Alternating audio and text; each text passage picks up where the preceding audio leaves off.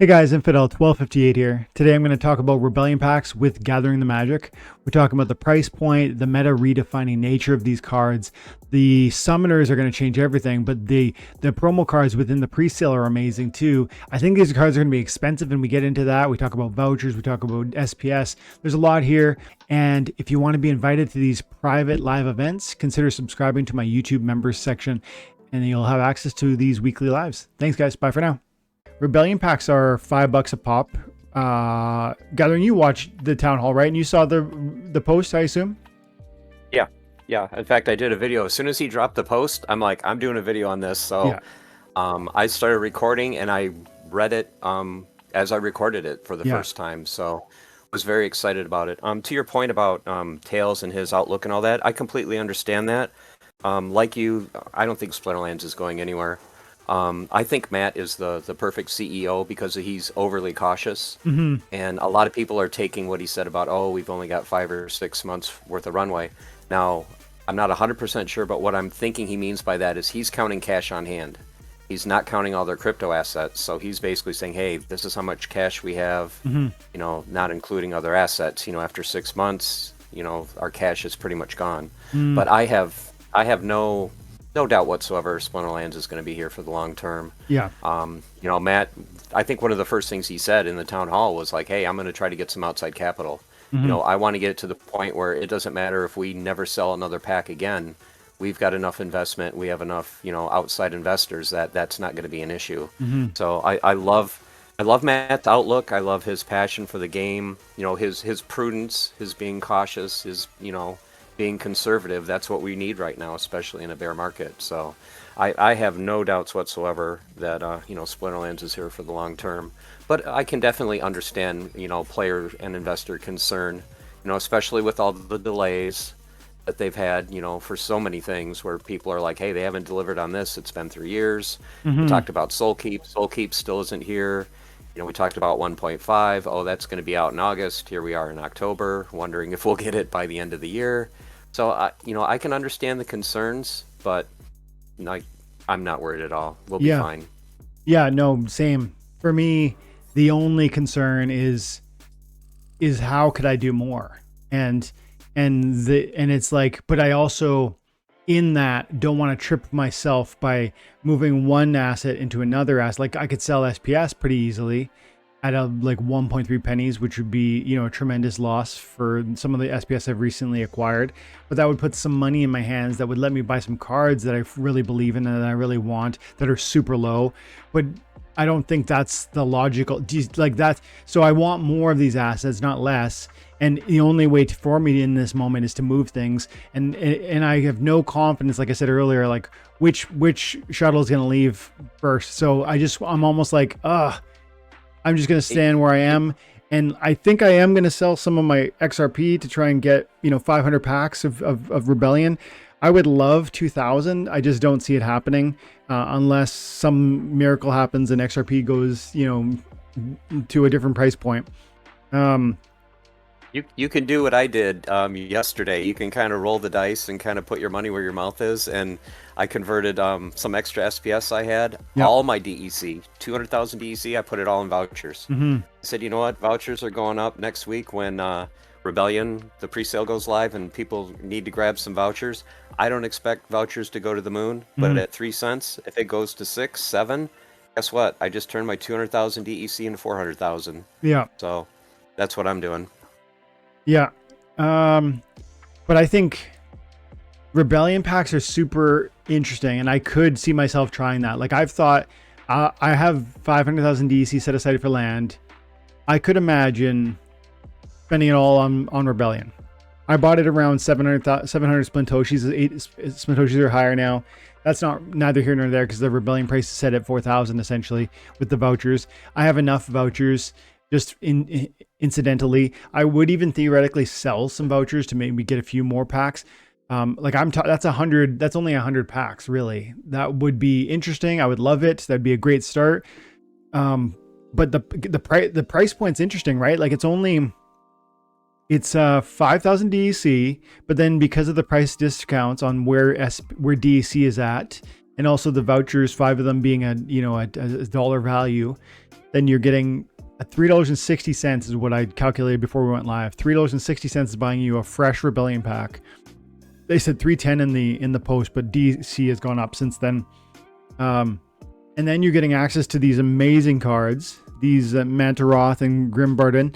You would get, let's see, how many of each would you get? Would you for sure get any? Let's see. For every 10 Rebellion booster packs during the pre-sale, players will receive 1 Grimbarden. Okay. And each Grimbarden Smith, yep, can be a gold foil. What about the Mantaroth? During the pre-sale, so if you bought at least 1 Mantaroth for each 100. So if I get 100, I'll get 1 Mantaroth, which would be awesome. And I'll get, 10. Is that what I read? 10. I'll get 10 of these copies. That's not enough. Those promo cards are so rare. Has anybody done the numbers on how rare those things are going to be? Because remember, you can't get those in packs. Those are only in the pre-sale, and there's only 500,000 packs. Now that sounds like a lot, but when you run the numbers, and I ran the numbers on it for the rare card, there's only going to be 50,000 cards. So, and there's only going to be 2,000 of those that are gold. So if you want a max copy gold, it takes 22 of a rare to max it out. That means there's not even going to be 100 of them. Wow. I think I figured there's going to be 91. And then for the legendary, there's only going to be 436 max copies and 50 max gold. So I think that alone, if people knew that, I personally, I think Rebellion pre-sale is going to sell out in under 5 minutes. That's just me. So we'll see how it goes. But yeah, if you want those cards, guys, you got to grab them in the pre-sale. Don't wait. Yeah, the pre-sale I think is very juicy. Or especially because the EC price was so recently 700 Splintoshis, and people have really packed their bags for DEC recently. So like they are sitting on currently, like in some sense they're sitting on like a US dollar value that's not commensurate with what they put in. Do you know what I mean? Like they put in 7 pennies out of every 10 to acquire the DC to reach the 4,000 that you need for this. And vouchers have been handed out like candy for months. So most people, big whales that want to plus, man, the legendary, like there are 6 legendary summoners that people are going to want to be the designer of. And so I do think 500,000 packs sells out quick. I could see it. Yeah, I could see it being 5 minutes. I don't think we sell more than like the 3 million packs Matt originally speculated, but that's okay. I mean, that's totally, if it's 1.5 million packs, he said he's happy with that. And I think it'd probably be more than that, maybe 3 by the time we're done. Especially because I personally think there will be a bull market in altcoins. I still could be wrong about this, but like before people think, like I'm not waiting for Bitcoin halving as a justification for how this will all happen in months and months from, or a year from now. I think like we're still possibly something like weeks away from something really crazy. Maybe I'm wrong, but I have made my bed and I've been lying in it for years. So I'm just going to stay where I am at. If that happened, if there was, for instance, an altcoin market, if Bitcoin pulled back to let's say 40 or 44,000 and then fell over, that would be like one of the things I'm thinking might happen. If that happened, then altcoins would just go, like some of the altcoins would just go surging in like a crazy way. And that could be an absolute bull flag for Splinterlands, because they've got this exciting new set with new game mechanics. These summoners are going to be absolutely pivotal. These new abilities are awesome. Those new promo cards are awesome. Like land is going to, like, I'm so excited. But if Bitcoin falls below like 24/7, I like all of that goes out the window to me. Like all of that, those hopes. And then I guess I'm waiting for like a multi-year, who knows when. Maybe Bitcoin halving in years away from now. Multi-element summoners. I'm just so curious how this is going to go with the with people opening packs or not, because the thing is, you're going to want to open your packs to get those summoners with the new abilities, and you're going to want to open a lot of them to level them up. But at the same time, you're almost forced to keep the packs sealed, because you're going to want those for the battle wagons to get the airdrops for the airdrop cards. So you're kind of torn. It's like, okay, do I open them so I can play them in ranked, or do I leave them sealed to try to get the future airdrops? But you can open the cards, can't you? Each battle wagon will allow 5 cards and up to 100 packs to be staked. So can't you open them and use the cards or the packs? It looks You like, can, but for the airdrop, I think don't you get more points if you leave it sealed as a pack? I think so, because it's probably like, look, it's like each battle wagon will allow 5 cards. But 100 pack and 100 packs. So 100 packs would mean 500 cards. So it's like, yeah, you can use cards, but the packs are going to give you way more points in that airdrop conflict or whatever. But they are giving the 100 packs is at a smaller, like, okay, let's see it here. The numbers got to be right here.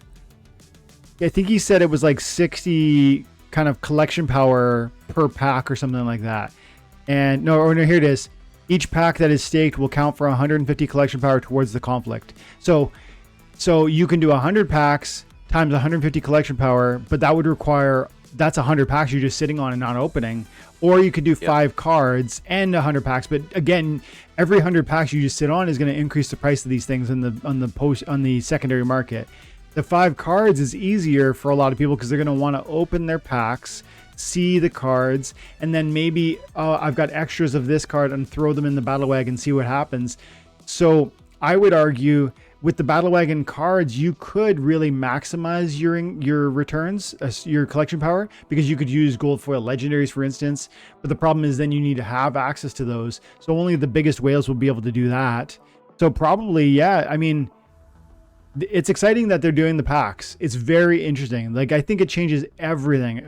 The whole system is so different. How many vouchers you need, this battle wagon idea, the fact that Matt is really reframing the sale process where it's like, we don't even want you to buy more packs than you need.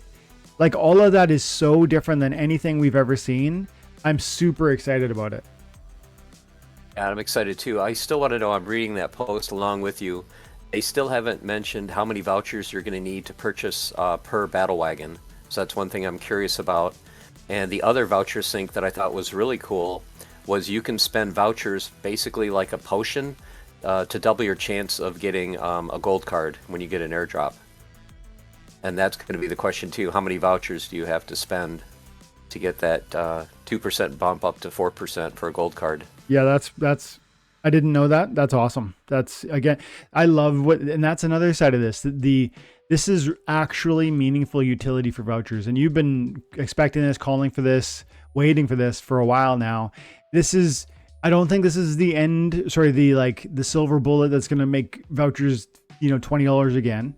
But this is going to help. This is big. These are a lot of burn mechanics for vouchers, a lot of new utility for vouchers, and especially for billion cells, bigger than we might expect. And maybe particularly if there is some sort of bull market in the altcoins, then you could start to see a real reduction in the voucher supply. And you're right, it says to participate in the conflict, players will need to purchase 1 or more battle wagons using a small amount of vouchers. Final cost TBD. One thing Matt mentioned very briefly, I think he only said one sentence, and it got me super excited about vouchers. And I'm like, this is what I've been telling you guys for months, and it's going to happen. He said very, very briefly, he goes, oh yeah, and vouchers will be used in land. He didn't say how, he didn't say what amounts. Yeah. And I'm thinking, yep, it's going to be used to reduce either taxes for transporting resources from one to another, Yep. or transportation costs, something like that. It's going to have some kind of use where it's like, just spend 1 voucher to get this or 1 voucher for that. And that constant daily use in land where people are constantly doing claims, they're constantly shifting resources back and forth. 1 voucher here, 2 vouchers there is going to add up to hundreds a day. And you're going to watch the price slowly going up and up and up. So I'm going to say it right now. I'm going to predict it. Probably a year from now, people are going to be claiming or clamoring for, can you guys print some more vouchers? 40,000 a day is not enough. We've got X amount of thousands of players playing. We're transporting all these resources. Yeah. The price is like 50 cents up. Can we get the price down to 3 cents again? Can you guys print 100,000 a day? So I'll just cross my fingers and say that now. Yeah, I could absolutely see that because 1, I believe in their vision for the economy, and 2, I believe in the game. And people always think there's way too much SPS. Even every time I hear someone say, and I love After Sound, but man, after I watch almost everything you do After Sound. If you watch this later, I'll clip this. But man, you every time he talks about Chaos Legion, he doesn't even entertain the possibility that one day those cards will be scarce. He speaks so brazenly about how there's way too many of them. They'll never be worth anything. And I'm kind of using my own words, so I'm not trying to be to put words in his mouth, but that's the tone that I hear when I hear him talk about Chaos Legion. There was too many packs. Yes, there was. They're really, really inexpensive. Yes, that's true. They're currently selling on the peer-to-peer market for less than $1. But I have a perfect confidence that one day, though, if this game doesn't die, those packs will be worth way more. $10 a pop. 20 maybe. Yep. Those cards will be worth a huge amount of money. You just look keep going, Dwayne. Keep going. Yeah, you look at burn mechanics. So we talk about the great burning cards for for new promos or new whatevers. We talked about all the land sinks that land weird, it absolutely could just eat up all of our cards. And if those are cheap, people will buy them to fill the plots of land, which then reduces their total supply available. So but people don't look at it that way. They look at vouchers like, oh man, they're so cheap and they'll always be cheap. Look at SPS like it's so cheap, it'll always be cheap. And they say things like there's too much of these things, but they're just thinking about it in the context of this moment. And they're not really believing that part of them just doesn't believe that we'll get to a place where scarcity is impacted or grown, because scarcity can grow. Scarcity is a product of demand versus supply. And so you have two inputs. You have demand on the one hand, and you have supply on the other side. And so your argument is there's lots of supply. And my argument is, yeah, but demand can grow. And so I think it's that simple. But in the middle of a bear market, people don't really want to hear that. Like, I'm going to clip this context later and share it. And I just know there'll be people who will say things in the comments around that was last time. Like, the cards aren't going to go up the same way. These Chaos Legions, it was a big mistake, and da. And I do not agree. Yeah, the perfect comparison I do with Chaos Legion is I think back to Magic the Gathering, when the game was still small. It wasn't popular. When it first started gaining popularity in 94, 95, their main core set was called Revised. And they didn't make the mistake that they had made in previous sets with not printing enough, and they went way overboard. I think the print run was over 500 million cards for Revised. It was everywhere. It was in bookstores. It was in gas stations. I mean, it got to the point you almost couldn't give Revised away. And people were like, oh, they just way overprinted it, produced it. Then Magic started to gain more traction. The player base grew more and more and more. A box of Revised now is like $18,000-$20,000. Packs are $300-$500 a pack. So granted, it's 20 years later, but I see the same thing with Chaos Legion. 5 years from now, those packs will be $10 or more. And especially if they add more burning mechanisms in the next few years, where the Chaos Legion supply keeps going lower and lower, especially the packs. That's why I always get, I don't want to say upset, but kind of disappointed when they do pack burning. I'm like, do you guys not believe in the game? Do you not believe in it long term? Set the packs aside. Don't burn them. Just save them for future use when we do get a 5x, a 10x in player base. And a lot of players that weren't available now, that weren't part of this game, they don't have access to these cards. Save them for the future. So just kind of have that long-term vision. But it is very difficult to look in the future and not see the now. I mean, like you said, everybody's in the now. There's too much of it. Well, yeah, now, but what about in the future? Yep. Oh, that's the hardest thing. And if people could just have a little bit better forward thinking, especially if you really believe in the game, that you'd be like I am and Dwayne are. We're super pumped about the future. I mean, I know what the future is going to be for this game, and it's going to be amazing. It's like, that's why I say at the end of every video, stay the course, keep on forging, enjoy the ride. Yeah. That's all you need to do. That's right. Yeah, and this is my secondary account, and this thing's just quietly chugging away in the background and just creating more and more these rewards that separate itself. Just like your $10 account, these are just extras. These cards I use here are just extras, and they wouldn't even have utility on my main account, but they come over here and they start accumulating these interesting rewards. And again, those rewards don't have any value now, but one day they will. And for me, I am so convinced that that is worth pursuing. That I won't be shaken from that, because it's like, I see something different here. I see something really special. And yeah, so, I mean, for one, I'm sold out, and it's like, I'm convinced. I want to talk a little bit more about Rebellion, because I think there's an interesting conversation to be had around.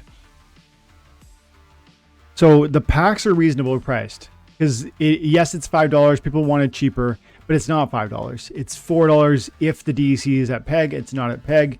It's less. It's $3.58 as of today. The price will change as voucher prices change, and maybe you already get vouchers and you already have them already. Maybe your DEC is already in order, but probably the DEC price will go up before, because we're looking at land launching soon. People still need DEC for that. Second of all, we need people want these Rebellion packs, especially because of the contents inside and how different they are. So I think DEC is going to go up, but like right now, you're spending $3.60 if you're prepping to buy those packs. And I think those packs are going to be really important. I want to bring up these summoners, man. This is huge. Like, I haven't talked about this yet, but this is very big. Summoner cards with this new mechanic will have 2 different sets of buffs or debuffs that are available for the player to choose after both players have revealed their teams. This is like the first step down the road that we've heard about for so long with items and spells. Hey, Gathering? Yep. This is items and spells 0.5, if you want to call it that. So this is going to give players kind of a sneak peek and get excited about, okay, what are items and spells going to do when it launches in land? You know, you're going to have probably an ability similar to this. Do you want to buff your team slightly in a certain way, or do you want to debuff the enemy? Yeah. So, yeah, I'm very excited about this. Is so and yeah, cool. These cards are going to be must-have. This is so amazing. I cannot wait. This is a whole new fresh angle, and I've been saying this for months, that Rebellion is going to be an absolute game changer, because I knew there would be new abilities. I was expecting multicolor summoners, and I wasn't expecting this. Like, I wasn't expecting the like item and spell vibe where we can differentiate. So this is even bigger than I thought. The one thing I'm thinking though is that these are not optional. Like, these are going to be so game-changing, so advantageous, that if you want to succeed and be the highest level player that's possible for your whatever league you're currently competing in, I think you are absolutely going to need these cards. And maybe that means, like I said earlier, the packs are relatively cheap, but I don't think anyone's prepared to get the 2,000 or whatever you need to max out your deck. Not enough people anyways. But man, maybe that means we have to be intentional about waiting and going to the marketplace, because even though they won't be cheap because there's relatively few, and I actually think they'll be expensive, because not only are they game changing, I think they're going to be meta redefining, but there's actually going to be a really limited supply, because it's not like, okay, let's say we sell 1.5 million packs in the first 3 months or something like that. If it's like a relatively slow sale, like 6 months in, we're probably 1.5 million packs sold. I think we're going to do better than that. But just imagine kind of a worst case scenario. Not all those packs get opened, first of all, especially because of the wagons and people want the airdrops, etc. That means a good amount of packs are going to not be opened, which means, first of all, like, not all the packs are being sold. They're being sold really slowly. Not all the packs that are sold are opened. Therefore, there's a really small supply of these cards. And I think for at least a year, there'll be this high price tag on these cards that'll slowly decline because more and more supply will come online. And then that might even be countered if we get new player inflow.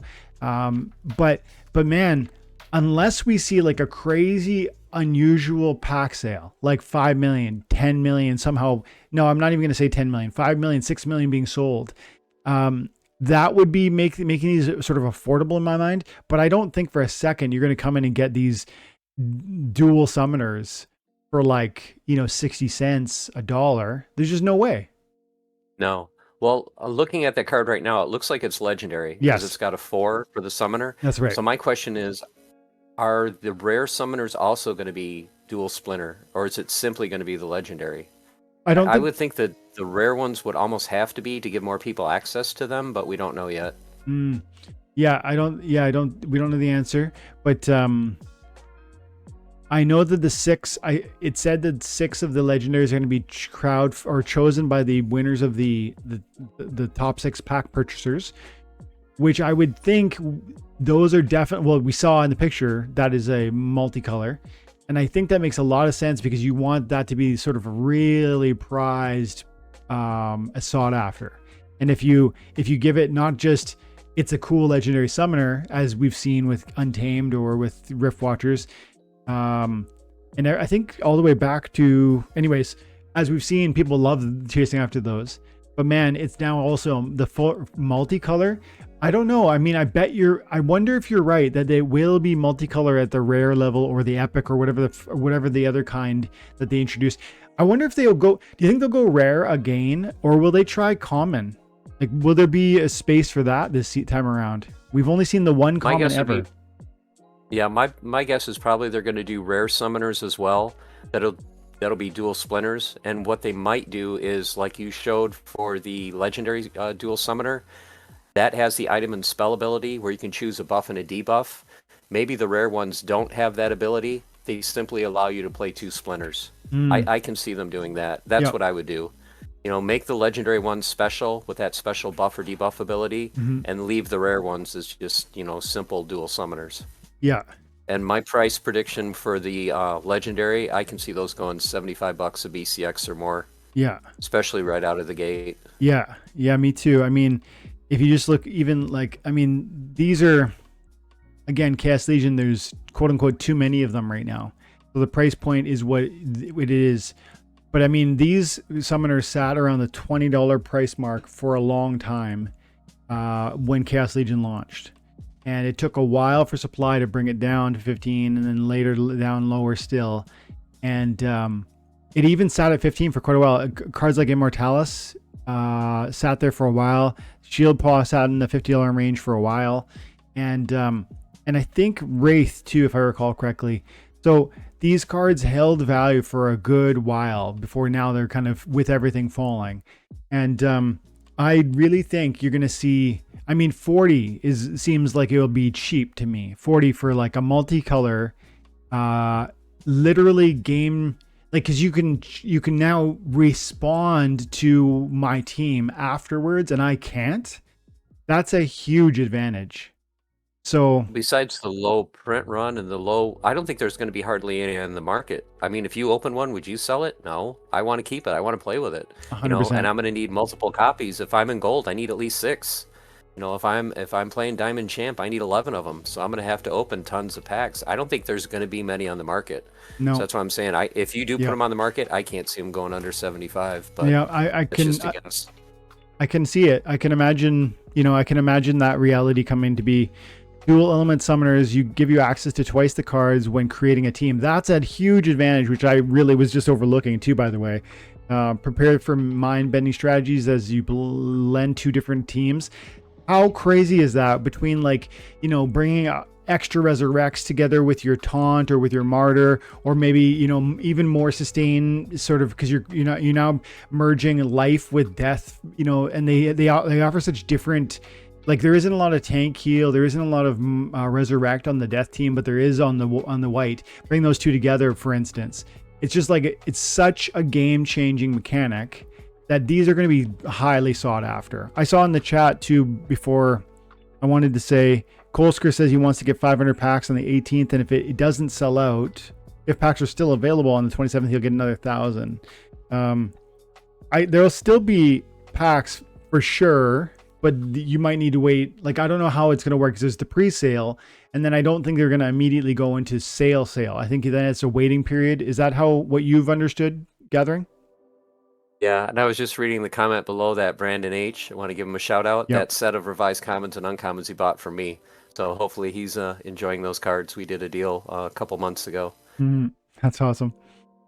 Yeah. Is it? It does say on that page as well that the other summoners will be rare. It does say 5 rare summoners, 1 legendary dragon summoner, in addition to 6 legendary summoners.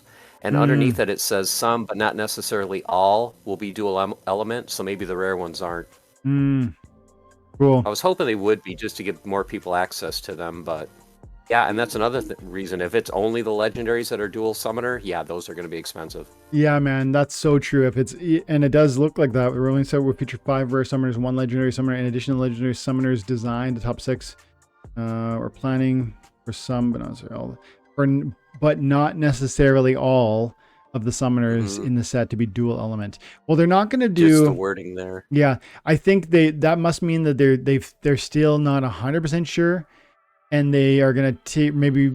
But I think from a rarity standpoint, from a like just because I'm a fan of ultra rare collectibles existing. Like I think you could do packs where they're like one-offs. Like there could be in all of the millions of packs, there could be one of a card, and or even like one of a skin. In like it's the same card, but it's got a very unique skin, and only one person gets that. Those sorts of collectibles will incentivize additional pack purchases. But maybe again, that's not what Matt's heart is. He just wants us to. But I actually like it if the rares are not multi-summoner, multicolor, because I want them to be worth. I want this to be attractive. I want it to be unique. I want it to be expensive and exciting. I was hoping you were going to bring up that about serialized cards, because that's something I've thought about too. And I think I brought it up in the last town hall. I think that was one of the questions I posed to Matt. I said, Yep. have you looked at maybe in future sets having serialized cards like a 1 of 1 or 1 of 100? And he seemed to like the idea. He did, yeah. Someone in the chat said, well, what if you get like a card 1 out of 100? Are you going to combine it with another card 1 out of 100? How would that work? And I was thinking, if you do get a card, let's say there's only 100 of this certain card, it's automatically max level. So imagine you're buying a Rebellion pack and you've got a chance of getting one of the legendary summoners in a version where it's automatically max level and there's only 100 of them or 50 of them or whatever amount.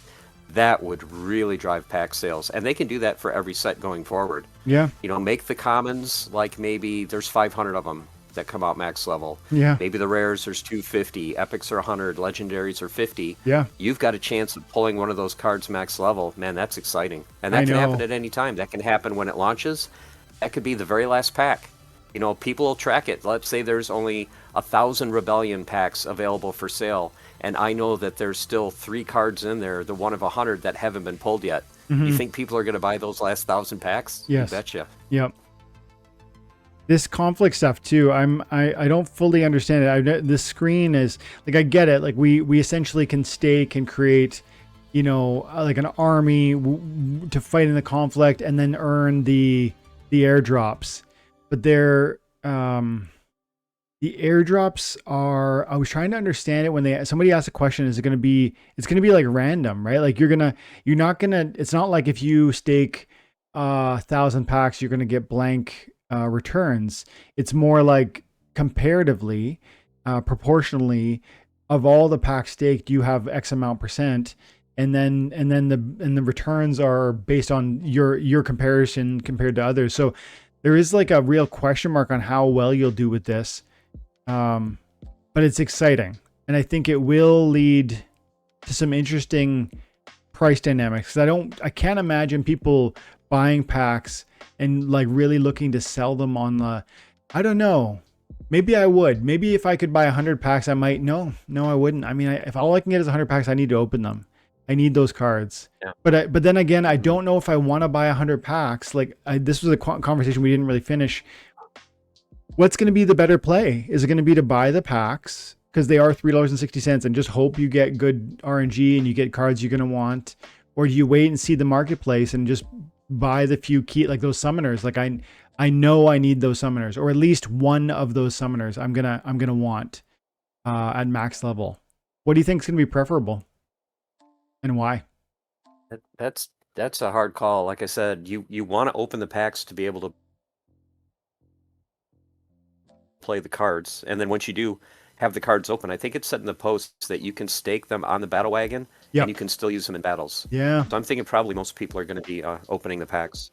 I didn't see it at first. I was thinking, how cool would it be? Of course, they wouldn't do this if they didn't have to be Rebellion packs. You could put any pack, maybe even at a 50% multiplier. Like you could stake Chaos packs, you could stake Alpha Beta packs, whatever packs you want to try to get these airdrops. But That would probably cause too many problems, so they want to keep it in Rebellion. But I wonder if they'll do that for future airdrops. Like, you can stake any card, and then based on the set it comes from, will be given different multipliers. Yeah, that makes sense. You can stake any pack, and different multipliers, so... That's maybe they'll adjust this going forward, but I do love this the way they're setting this up. That would be in keeping with kind of how they already process, you know what I mean? Like, because there's bonuses on alpha and then beta, and there's different bonuses along the way. Yeah, just give us the different bonuses. I didn't fully look at these different new abilities. I have to wrap up pretty quick here, guys, because I have to go to my office and get some things for Sunday. But Gathering, what struck you as important from these new abilities? Like, they're obviously all interesting and new. Are you more excited about one or another of these different new abilities? Flank is basically Possibilis. You're making the first tank a Possibilis and giving the thing behind it reach. Mm-hmm. So if you don't want to play water and don't want to play Possibilis, as long as you have a monster with flank, that is basically duplicating Possibilis in a way where you're giving the creature behind you the reach ability. Mm-hmm. So I think that one's huge. Lookout would be a little bit better if it wasn't, what does it say, 1 less damage? To me, that's not too exciting. Maybe they could have beefed that up a little bit. Maybe half damage or something like that, so it's more like a shield. If you've got something hitting you for 3 with opportunity, okay, you've knocked it down to 2, that still may kill the monster. So I don't know if Lookout will be tweaked at all. I would tweak it. And then Corrosive Ward, I think, is huge when you're going up against, Shield Bearer or some of those tanks with the huge armor, because eventually that armor is just going to be completely gone. Mm-hmm. Yeah, it's like Cripple, but for armor. And more than that, because it's like a 2 damage. So I guess you would this would be really nice if you had a magic Corrosive Ward, because it would hit the heart of your opponent and do armor damage and reduce armor. This is the nemesis. So Corrosive Ward goes against Armored Strike because your second armored strike damage is based on your armor value. Yep. So with Corrosive Ward, as you're knocking that down, you're basically knocking that second attack damage down as well. So those are a good pair, Armored Strike and Corrosive Ward. Like I said, Flank I think is great, and Lookout is a little underwhelming. Could be better. I'm more like I'm underwhelmed by the Flank, which is like in the sense that this is a really cool ability. I really like Possibilis. I use him in a lot of contexts. I find that that's essentially the flank ability that already exists in the game is super powerful in certain contexts. However, the reason I would feel that this is less impressive than what Possibilis does is because you're going to need that one unit in the first position with the flank. Unless it's a summoner that offers flank, then that would change what I'm about to say. But imagine you put in your first spot, a tank that has flank, and your secondary monster is benefiting from that. I can think of from the water team even. Let's quickly. Yeah, Coastal Sentry in the second exactly. slot. Coastal Sentry get that. She doesn't have flank, but she certainly loves Possibilis for that. But then if your first monster that is allowing you to have flank is a monster that is relatively vulnerable, then that is far less helpful. If it's super resilient, like a Bakjira or something crazy like that, then you start getting into a situation where it's like, oh yeah, I can rely that you're going to be there long enough to let my Coastal Sentry do what it needs to do.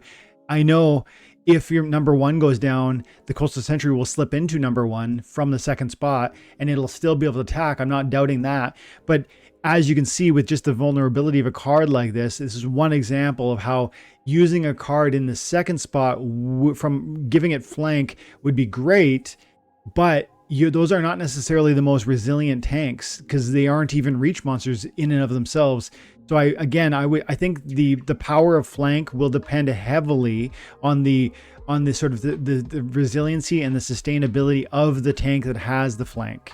And if it's a summoner ability, that makes it far greater because you can see partnerships that the team won't envision. If you got one tank that has flank, I don't know that I love that. If you've got a summoner, I think I start getting interested. With Lookout, I think I agree. Although any damage reduction is obviously always welcome. But yeah, I hear you. Like 1 damage doesn't sound super huge. But man, this is just more counter toward Jotun and Blast, isn't it? Like it's just another damage reduction, or like reflection shield, but a little bit weaker. Yeah, going back to flank, you put flank in the first position, you put the monster in the second position with corrosive ward, and watch. Let me think about beat that. Down the opposition tank's armor. Yeah, so you get the corrosive ward is probably going to be put on some sort of tank monster, so you put him in the second slot and let him just beat away. He's going to be knocking two armor off every attack. Yeah, I like that. I think this would corrosive ward, I imagine, would be most optimal if it's on a magic monster, because like I said, then because if it's a melee or an archery, what's going to happen? You're gonna this ability damages the armor, but the melee or the archery damage that you're doing to start with damages the armor. So a lot of monsters have like 2 armor, or maybe they have 4, and it's like, if you use a physical damage, it's going to strike the armor, and then you're going to get an extra 2 out of this ability. But I think it's even better if it's a magic monster, because then you're hitting the heart, and it's like when you have shatter on a magic monster, it like hits their heart and breaks the armor, which is one of the reasons why Immortalis is so good, because you'll use a magic monster on that team, you'll hit somebody with armor, damage their hearts, and break 8 armor if you want. It's so crazy. Oh, I was reading that wrong with corrosive ward. I was thinking when you attack that you do the 2 damage in the armor. It's not. It's when you are hit with a melee attack, you do the 2 damage in the armor. So it's not on an attack. It's when you get hit. Okay, so I read that wrong. Okay, when hit with oh, interesting. Got it. So it's like you strike me and I actually damage you. Interesting. It's like a thorns. Yeah.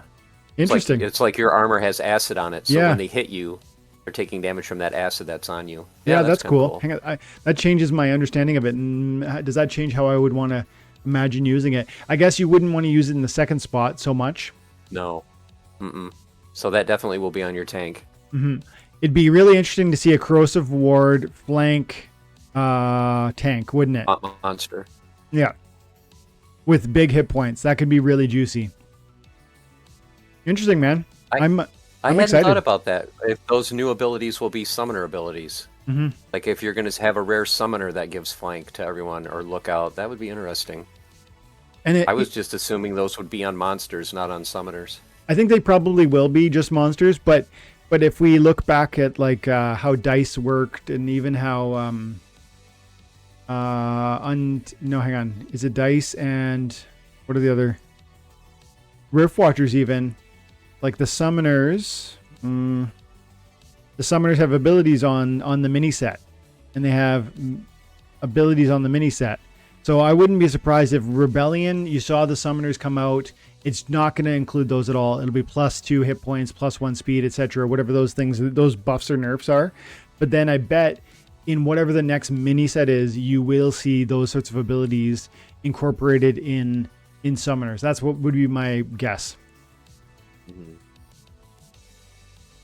I'm excited. I'm excited for Rebellion. I was super surprised when they announced that it was going to come out before Land 1.5. So I thought that was their 100% focus. But with their need for more of a runway and wanting to get funds, I perfectly understand it. So it's like, yeah, let's do Rebellion, get the pre-sale done, have Land hopefully out. Man, Thanksgiving? 3rd week in November? Is that possible? Or are we looking like Darkest Night thinks in 2024? I don't know, but yeah, Darkest Night and has gotten pretty bearish with respect to the game. So I hope he's wrong. Let's just put it that way. I hope he's wrong. But I need to wrap up gathering. Thank you so much for coming to hang out today. And also Brandon and also Kolsker. And I think was there somebody else? There might have been somebody else earlier. No, that was it. Guys, you're awesome. I appreciate you hanging out and talking Splinterlands. I wanted to do 2 hours, but today I got to go back to my office and collect a a camera for Sunday. Some services happening at my church, and I got to get it because nobody else did. So, Gathering, thanks for hanging out, bud. And you're off next week too? Yeah, anytime. So if there's any free time in the next week or however long I'm laid off, just give me a shout on Discord, and be happy to jump in and talk with you, even if it's half hour, whatever. So amazing. Hopefully the next time we talk, maybe it can be public so we can get more people in the chat and Yeah. answer some questions that people may have. But Mm-hmm. thank you definitely for inviting me, and look forward to the next chat. Love Like I it. said, guys, stay the course, keep on forging, have fun. That's what it's all about. Amen, brother. Yep. Good, great advice. All right, guys, have an amazing day. Bye for now.